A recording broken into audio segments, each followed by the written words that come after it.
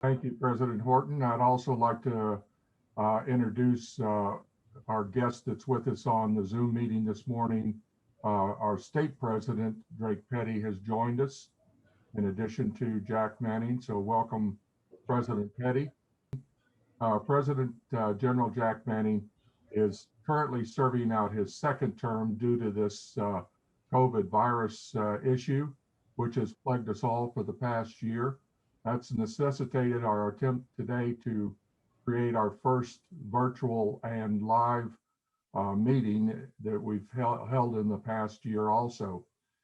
This has been a really disturbing event for us, not being able to join together with all of our compatriots and share in our love for our country and our Patriots' heritage. Jack Manning, if you would like to go ahead and start your presentation, I introduce you here to our chapter this morning. Welcome. Thank you, Jim. I know we've all heard about Bacon's Rebellion, Shays' Rebellion, even the Spartacus Rebellion in ancient Rome. But very few people know about the Gove Rebellion, which took place in New Hampshire about 90 years before the American Revolution. And that's what I'm going to talk about today. He was quite a character. Gove's story is well preserved in the Gove book, History of Genealogy of the Gove Family. Edward Gove was born in London in 1630. His father brought him to America around 1647 when he was 17. He gradually moved north to Charlestown, Massachusetts, and then to Salisbury, Mass, and finally into Hampton, New Hampshire. In 1679, King Charles II declared that New Hampshire was no longer part of Massachusetts. Rather, it would be governed by an independent province. At that point, the English hadn't settled much of New Hampshire, which consisted of 4 towns: Portsmouth, Exeter, Hampton, and Dover. The colony elected a council to govern itself, which operated until 1683 with Edward Gove as a member. This brief period of self-government abruptly ended shortly after a royal governor, Edward Cranfield, arrived late in 1682. Cranfield had 2 unenviable tasks. First, he had to impose a tax on the colony. Second, he had to deal with Robert Mason. In 1622, Captain John Mason had gained title to the property north of the Merrimack River in Newburyport, but the Mason family had done little with the land. John Mason had built mills for sawing lumber and milling grain, and he stocked his new colony with cannon and small arms until his death. However, all his work had decayed over the years. In 1652, a descendant tried to reestablish ownership of the New Hampshire colony. Though he successfully sued one of the settlers occupying part of the land, he could never extract any payment. He returned to England empty-handed.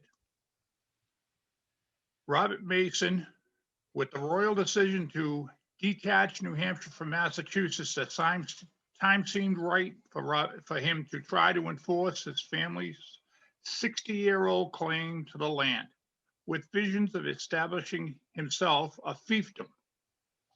Mason named himself Lord Proprietor of New Hampshire. He then agreed to pay Cranfield a salary of £150 to go to New Hampshire as governor. Mason also began demanding that the residents of the colony start paying him rent for their land. He also agreed to send 20% of what he collected back to the king. The elected government of New Hampshire was dissolved and replaced by an appointed King's Governing Council. The council tried to buy off Cranfield by topping Mason's bribe. It voted him a payment of £250. Cranfield agreed to the payment, but continued working with Mason. The governing council grew increasingly annoyed by Mason as he continued to assert that he owned all of New Hampshire. He also denied them trees for fuel and threatened to sell their property out from under them. The governing council outlawed his proceedings, and almost everyone flat out refused to pay him their rents. Cranfield, too, started getting frustrated at the colonists' unwillingness to pay. In Hampton, Edward Gove, a large landowner, boiled over. Edward Gove had a history of hot-headedness. Some people said he was a lunatic. He appeared in court to answer complaints about his foul language and accusing his neighbor of stealing. The time had come. Gove asserted to defend the liberties of the colonists from Mason and Cranfield. Gove assembled a group of 12 men who, as he did, felt the time had come to revolt against Cranfield. The men armed themselves and rode horses from Exeter to Hampton, one man blowing a horn and the others calling for neighbors to come out and join them in the rising up against tyranny. Alcohol may have played a role in this endeavor. Gove's neighbors not only didn't pick up arms to join him, they had him arrested. Those who knew him have viewed this episode as Edward Gove popping off as usual.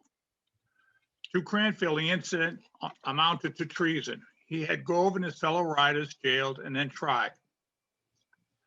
Gove's neighbors tried to explain to the court that this type of behavior wasn't terribly unusual, nor was he all that difficult to control.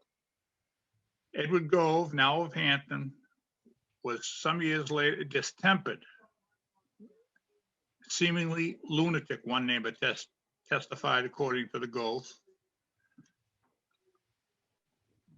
Another said there has been many more that to testify if need be, and some of them could swear that they were in the company and did many times help to bind and said Gove's hand and foot for fear he would do hurt to himself or others. Cranfield held off sentencing the majority of the revolutionaries, but not Gove. He sentenced Gove to death, and a gruesome death at that. According to the official court report, you, Edward Gove, shall be drawn on a hedge to the place of execution, and there be hanged by the neck, and when yet living, be cut down and cast on the ground. And your bowels shall be taken out of your belly, and your privy members cut off and burnt while you were yet alive.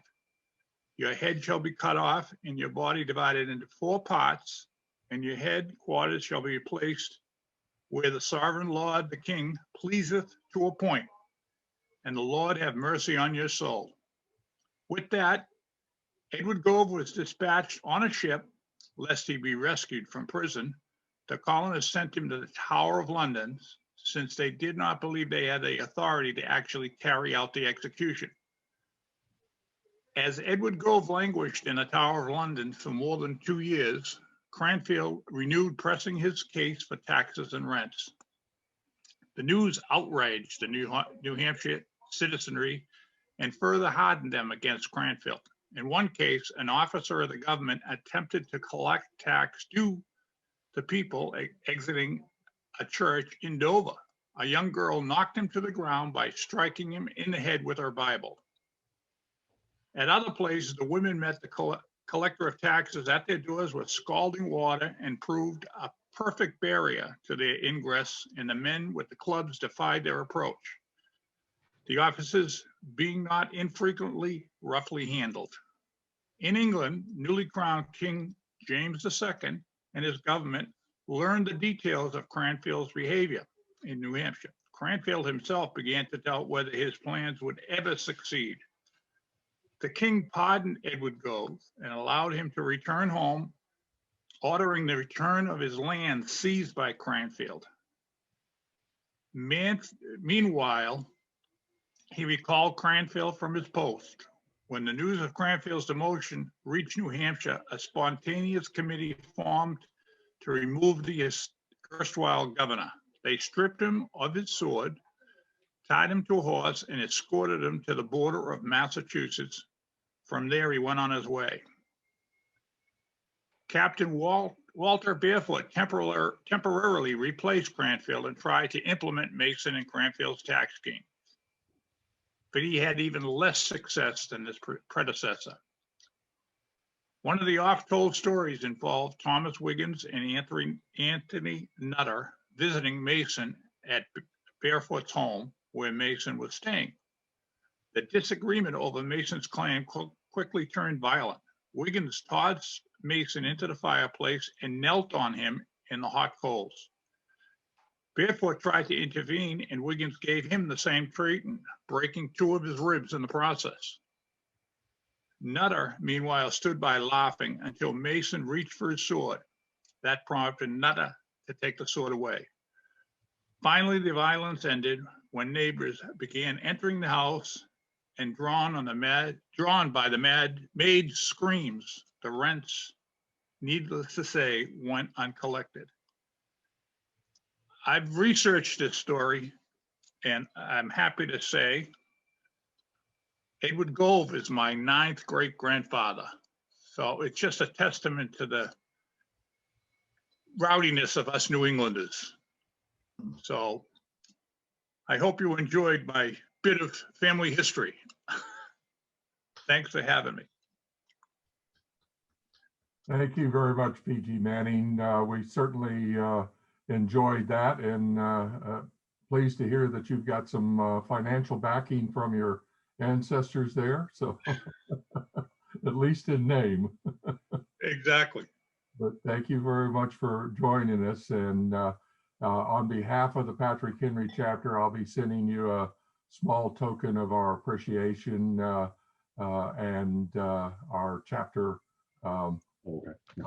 medal from the Patrick Henry chapter.